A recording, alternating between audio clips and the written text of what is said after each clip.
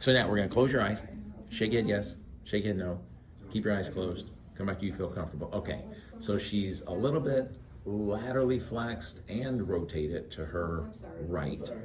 But now her thumb abducted, her fingers a little bit more flexed. So we're definitely gonna call that. Okay, so we've got one, the left one's a little bit higher than the right, just a little bit, okay? There is a little difference. So this has a little bit more of a bend to it. This pushes back into me a little bit more. So I'm gonna say that the left knee is extended. Oh yeah, the left side is high, the right side is a little low. Maybe a little anterior tilted on the right. We may have a little bit of lumbar extension right here as well, okay?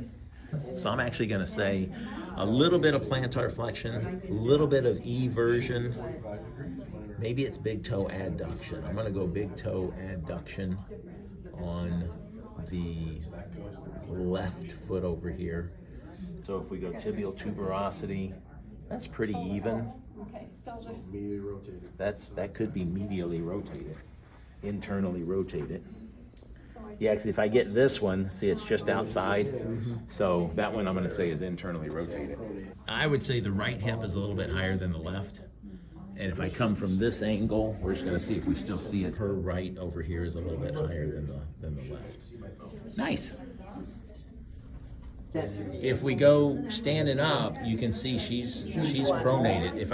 If I go on the back, you can look at the ankles and you can see how this kind of curves in. So that gives me a little bit of shows me the pronation as well. On that, you can see the flat foot there. And then once we finish the postural assessment, we just hit calculate. And it takes us into an S1 primary issue, and it gives us what muscles, specific muscles, need to be strengthened. And we can either print these off and give these to the person right there. We can click on them and then go down and email them to ourselves and then forward those on if we want to do that. But the percentages right there tell us which ones are more important to do. We have the secondary treatment that we can go into, and so we can look at the symptoms that the person has.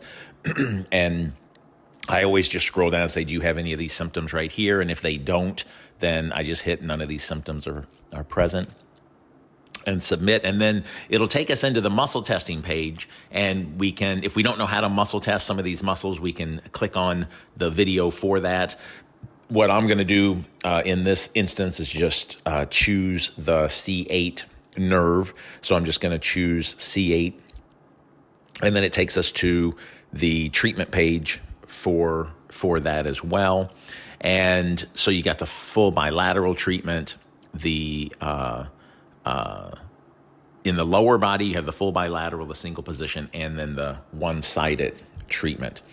And we can save the treatment page and then save all of this information. It'll send it over to us. And so it sends all the postures that we found and everything are included in that, along with the treatment information and the exercise information and all of that. We can go back up to click the logo right there, and that starts the process over, and we can eval another person.